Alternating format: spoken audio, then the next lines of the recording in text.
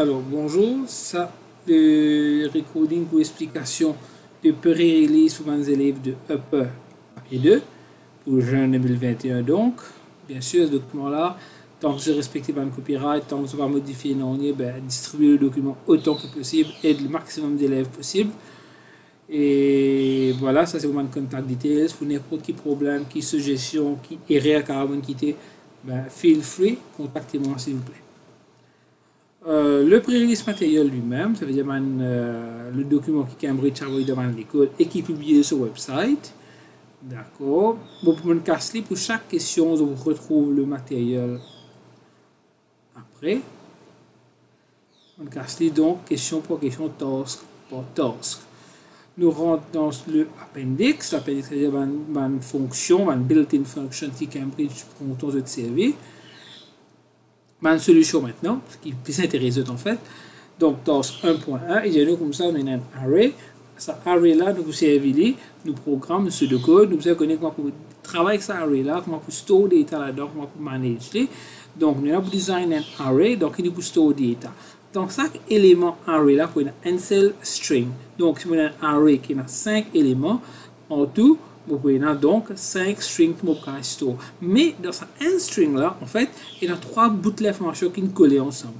Dans un string là, vous pouvez avoir ce nom, ce email adresse et ce date of birth collés ensemble. Et comme vous pouvez séparer, vous trouvez là, il est séparé par un asterisk. The asterisk here is called a delimiter or a separator character. Nous continuons. Il y a donc un one-dimensional array ce type, bien sûr, les string, plus store de data. Nous avons un programme pour nous déclarer nos array. Nous disons user la donne data pour name, email and date of birth. Ensuite, nous prenons une colle ensemble, nous formons un string. Quand on finit, nous store sa data qui nous forme un string là, nous store the next available array location.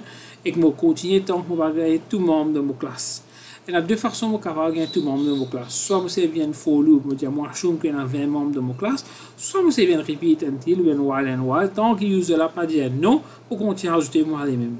Mais puisque nous travaillons avec arrays et statiques, on dit qu'il y a 20 élèves dans la classe. Et aucune place de question à dire il y en a 20 bien sûr. C'est l'assumption. Quand on store tout mon data de mon array, à ce moment-là, vous besoin output each element of an array in a suitable format. Ça veut dire que vous besoin reprendre sa premier élément de mon array, à côté sa long string avec tous les 3 data collés ensemble là, vous prenez, vous cassez en 3, vous redisplay et vous expliquez qui data nous peut display. La réponse donc, la solution, vous déclare mon array, vous oubliez delete index, ça c'est vous le travail, c'est le task, vous avez une procédure ici, sa procédure là, vous dites comment coller, il prend mon array qui est un global variable donc il prend mon array il y a pour details for student I plus 1 parce que premier en soi ne va commencer à 0 le commence par 1 donc juste pour présentation ça ce qui est plus important c'est ça pardon il vous prend premier location de mon array il vous split le asterisk donc sa long string de premier location là qui est un nom date of birth email adresse, non email adresse avec date of birth, et pour casser l'asterisk, et pour store dans un array. Et après cet array-là, nous pouvons accéder 0 element name, first element email, second element, element 2, number 2, date of birth. Dans mon main programme, j'ai user line de nom email avec date of birth, pour prendre les mots concaténés ensemble, on a un asterisk pour séparer, et que me store dans mon array chaque fois qu'il array là fait loop. ça va aller changer. Pour une finir, là, on récupère sa procédure qui nous fait guetter là, qui vous display all the contents of the array. Task 1.2 pour effacer l'élément d'un array. Et nous aussi, il ne fallait pas comme on display, on display un élément qui est effacé. Donc voilà, on vient au main programme, on finit, ça nous finit task 1.1. Maintenant, on dit comme ça, donne-moi les élèves, ce student number qui est envie d'effacer. Tout le monde là, dit moi, I want to delete student number 5. Ben, en fait, student number 5 de mon array, il pour student number 4. Donc, on appelle student details, ce array là, fourth element, so, element number 4, fourth element number 4, parce que il y a student number 5, donc 0 à 4, il y a 5e élément, vous mettez trait d'union. Vous êtes capable de long string de ce nom, date of birth et email adresse collés ensemble. je le remplace par un tiré. Depuis l'information, on efface. Et quand on va appeler array contents maintenant, array contents c'est une modification. Il y a toujours un loop, mais si dans ça array là, data là, il n'est pas trade union, il peut display ce content. Si trade union, il peut sauter. Donc, il peut sauter ça array location. Array element, plutôt. Pardon. Dans 1.3, il y a nous comme ça, extend your program, ça veut dire, je prends le programme là, je continue là. Maintenant, vous avez populé, vous avez prompt the user to input student name. Le user demande un student name pour m'ajouter là-bas, pour demander aux élèves ce nom, et ensuite, ces élèves, ce nom qui nous demande là, alors ce email adresse, pour ces élèves là, ce corresponding. Donc, populate the array. Donc, mon bout de user là, donne-moi l'information pour 20 élèves dans ce de mon classe, ça me finit faire. Après, vous allez donne-moi un nom qui pour aider. Un nom qui pour donner-moi là, on va appeler name search. Et qu'on a une flag qui false au début. On va aller I les 0. Après, on fait un loop. Tant qu'il me flag les false et tant qu'il me pas quoi arrive 19, donc 0 à 19, il pourrait se loop. Soit n, soit l'autre. Maintenant, il prend ce nom qui me donne pour aider là. Il prend le premier élément de mon array, il split les pour Astérix.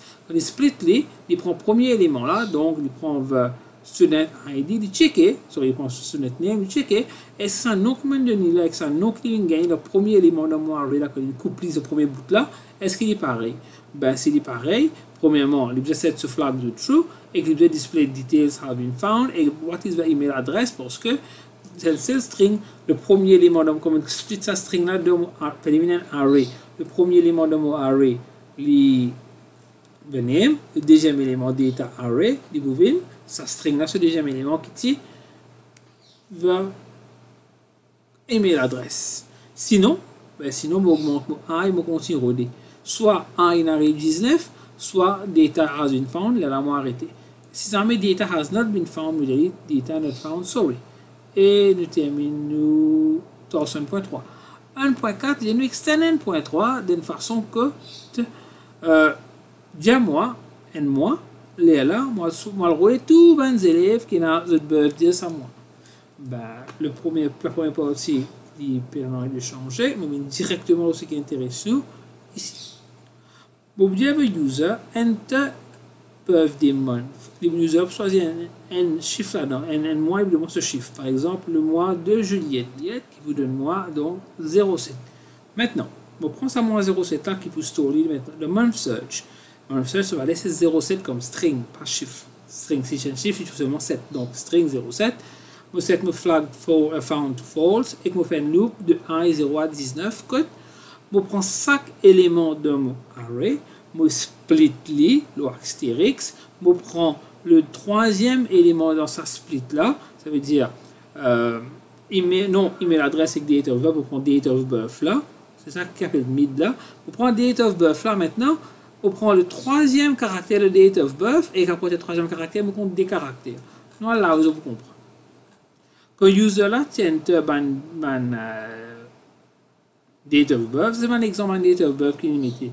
Alors, dans mon array, par exemple, ça peut se poser comment, de toute façon, il ne peut pas se poser là, ça. Donc, dans mon array, qui peut avoir le nom, le email adresse, et ensuite, troisième là, c'est date of birth. Moi qui me dis comme ça, prends ça array là, ça string là, pardon, split-le, mettez dans un array.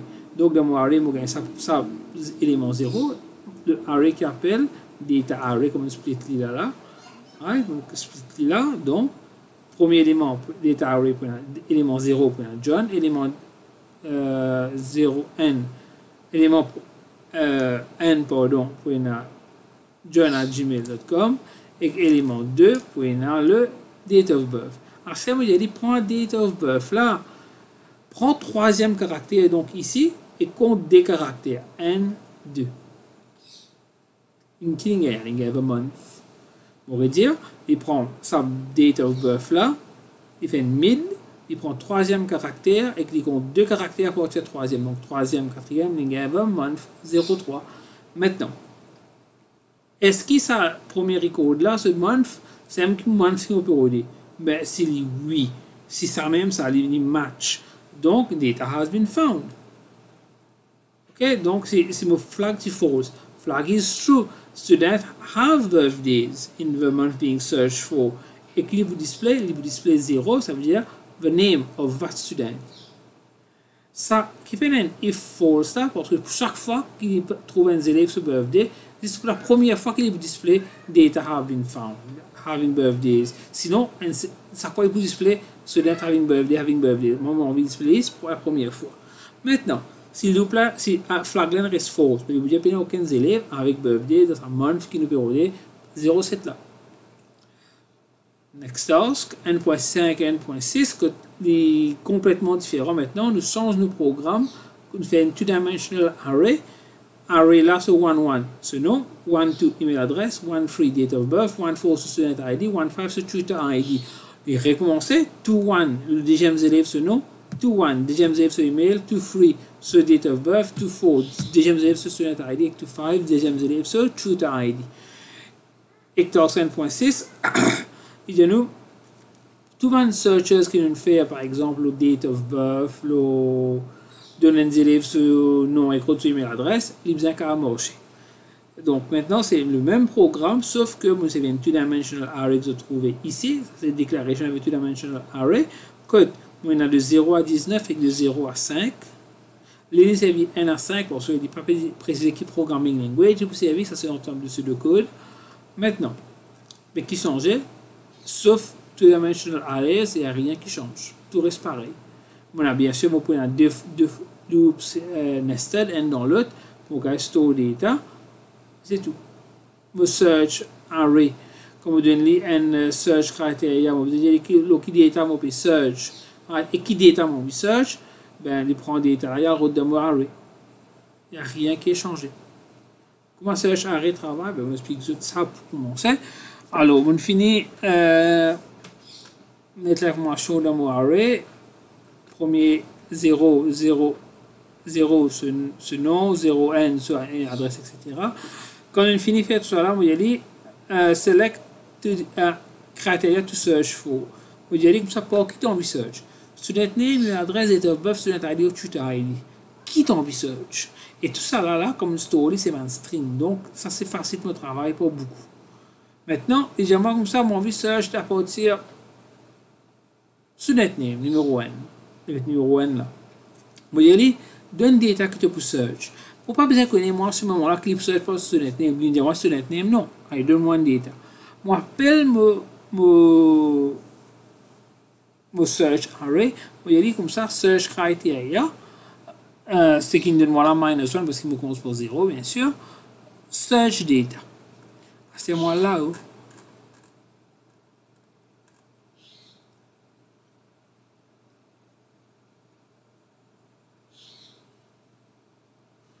si il donne moi search criteria student name, donc je vous demande numéro n.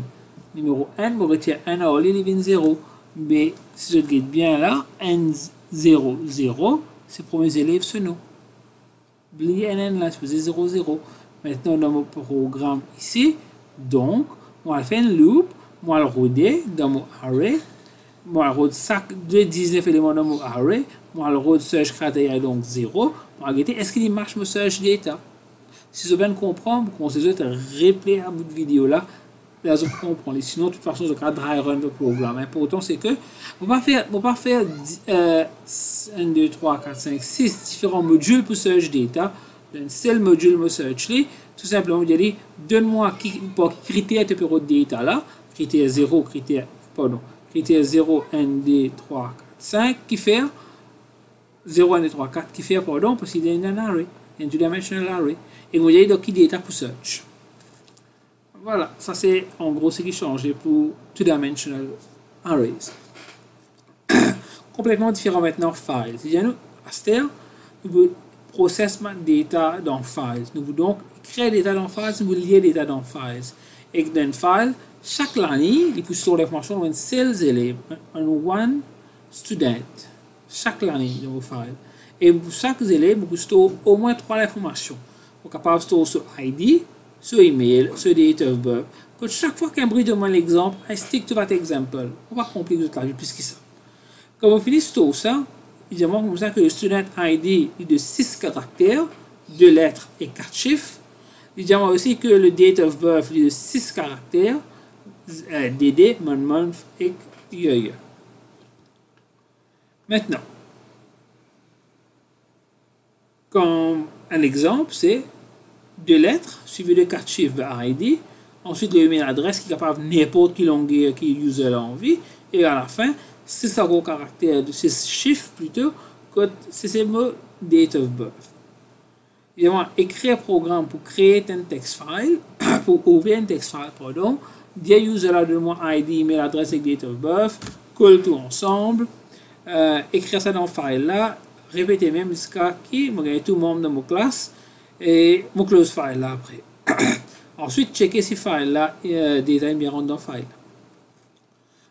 Les autres le soin, tester les autres, même les autres Visual Basic la case. Nous faisons travail en phase, donc nous faisons import vers la librairie, nous ajoutons vers la librairie import system.io. Vous écrire dans un file, donc vous servir StreamWriter, IO StreamWriter, file handle, c'est mon connexion que vous créez avec mon file. Rien de nouveau, de grand chose pour expliquer ici.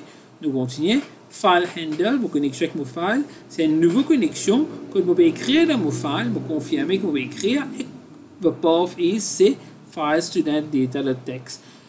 Si folder existait, file n'a pas existé, il n'est pas grave. Vous créez file là au début. Mais si folder n'a pas existé, créez-le s'il vous plaît. Il est capable de pas travailler. Maintenant, il fait un loop pendant 20 fois de n à 20. Pendant un raise, c'est nous pas c'est 0, nous casser n à 20. User là donne ID, donne élévations ID dans le format voulu, 2 caractères suivis par 4 chiffres. Read the ID, et checker si l'ID là sur longueur est bien 6.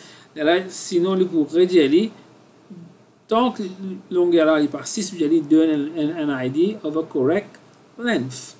Ensuite, email adresse, mon premier adresse, comment il donne moi comme ça, je lis. Date of birth, la même chose. Vous checker tant que longueur là par 6 caractères, vous allez donner moi date of birth. Comme on finit avec ces 3 informations là, vous concaténer ensemble, vous coller ensemble, et vous écrire dans mon file. File handle, c'est mon connexion avec mon file. Write line, ça veut dire que écrire sa string là, string student data, dans mon file. Et que vous faites ça pendant 20 fois. Comme on finit, bien important, nous avons un point pour choisir ça dans l'île, nous avons close the file connection, le file handle. Ici, on sait bien loop, quand c'est bien un repeat un petit loop, que nous tant que user là dit nous, et non aux élèves, do you want to add the student? Yes, il reste loop à l'aime, c'est pas un problème, ça aussi tu peux faire. Donc 2.2 maintenant, write a second program, l'autre programme pour search dans mon file, un élève sur student ID, car tout email adresse, si nous gagnons ce ID, sinon on dit à peine gagné. Donc, on a StreamReader maintenant. Quand on finit de créer ma connexion avec mon file ici, on crée StreamReader. Il y a deux mois qui sont là ID de bureau D. File là, déjà ce data là. Non, je suis ça. Maintenant, je lis ce student ID qui est de moi là, avec mon flag false. Tant qu'il me arrive end of file, this means when till end of file has not been reached. End of file, c'est quoi? Un pointer qui part une soit à la fin qui indique que data fini dans mon file. Tant qu'on arrive à un file et tant qu'il found ce valeur false, ça veut dire tant qu'on trouve mon valeur, mon data, continue même. C'est un while loop ça. Et qui vous dire moi, il dit moi comme ça que je lis la première ligne de mon file, je paye student data. Ça première student data là, ça première ligne là, je coupe le côté gauche, je prends 6 caractères, donc je prends le student ID. Je checker. Ça student ID qui userland de moi là et que ça student ID qui me peut gagner comme je prends premier l'année de mon file me couper là c'est pareil je found even true mais next je prends vous avez d'email là maintenant alors je fixe on a long string il y a 6 caractères d'un côté il y a email sorry il y a student ID 6 caractères à la fin quand il y a le date of birth, au milieu c'est que je besoin. Quand on prend un string, on prend au milieu là-dedans. This is how we proceed. Alors, I have a length of a string. Disons, un string là, selon longueur, il y a 20 caractères. Maintenant, je prends 20 caractères, je retire 12. Ça veut dire que je retire 6 de côté là. Je gagne 8 caractères. Donc, mon email, selon longueur, c'est 8 caractères. Je dis, tu connais, prends sa long string là, commence à partir 7e caractère ici et compte 8 caractères qui longueur mon email. Donc, 7e, 8e, 9e, il y a même pour 8 caractères. Il y a mon email adresse qui est extract depuis le string et qui est display après. Et ensuite, en dehors loop, si found sur variant restful, ben déjà, il peut trouver. Maintenant, nous savons bien le wildcard. Bon, le user là, donne-moi une student ID, même incomplete, et qu'on va roder tout un student ID qui gave match avec ça. Par exemple, user dit moi AB, on va roder tout un student ID qui commence avec AB. Comment nous faire ça?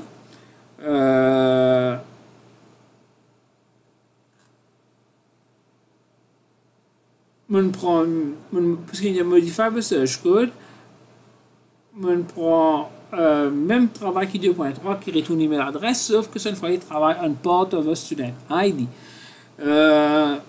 Voilà, on finit coupe mon student ID ici, ce qui nous sont c'est ça.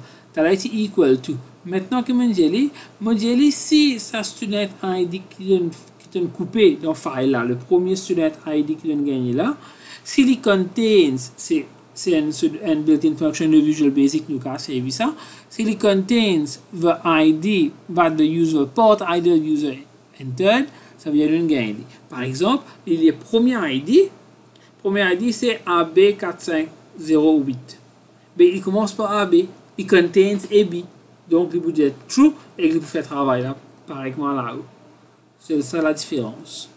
2.4, il y a nous comme ça modifier le programme pour nous à peine nous ajouter data.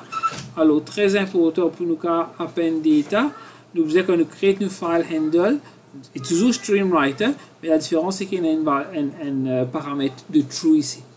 Ce paramètre là veut dire quoi? Ça veut dire que we are going to write data, we're going to append data. Append means that we are not going to override the data. Nous gardons une file tel quel, mais nous pouvons ajouter data par la suite là. Et que vous faites un loop, maintenant le loop que je tout à l'heure là, que depuis loop, il peut aller en même temps, on va dire new, il peut aller même. Vous supposez initialize new students to no, to yes dès le départ. Il n'y a pas de problème, le programme marche. C'est un petit manquement.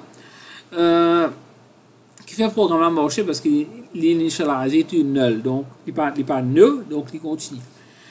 Il n'est pas n pardon. Donc, déjà dit enter details for student I plus 1, le premier student. Parce que I se va aller. I se va aller pas initialize parce que automatiquement initialize est 0. Mais jusqu'à mettre les nous, I initialize to 1, à ce moment on va mettre plus 1 ici, c'est pas un problème. Donne longueur student ID, s'il n'est pas 6, donc on va user là comme ça. Student ID n'est pas bon. Et pareil, quand je fais pour ajouter data, sauf cette fois-là, il y a un loop, un condition control loop. Et tant que, comme on finit par oublier nous close, nous file handle. Comme on arrête le loop là, il faut les user enter new as option to add new student. 2.5, il y a un validation rules. Quand on peut faire, on peut servir l'uncheck le student ID. On peut checker si les premiers caractères c'est bien une lettre. On peut faire un caractère là, une capitale. On peut checker si 4 caractères, dernier caractère le student ID c'est bien un chiffre.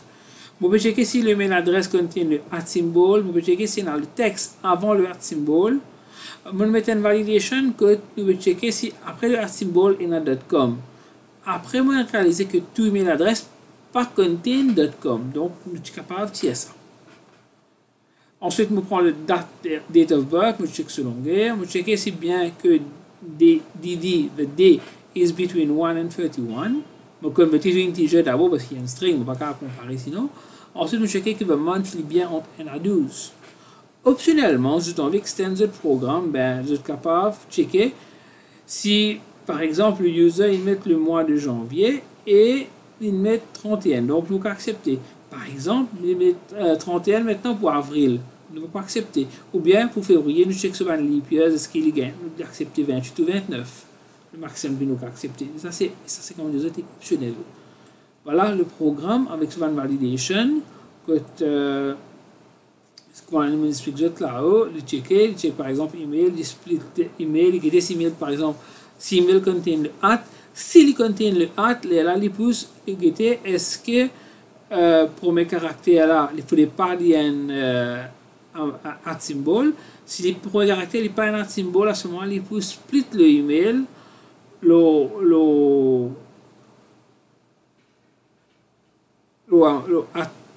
at sign et que vous checkez c'est le premier partie les des textes et que c'est le deuxième partie là il y a content.com que nous allons tirer après. Voilà, c'est tout comme explication pour pré-release de papier 2.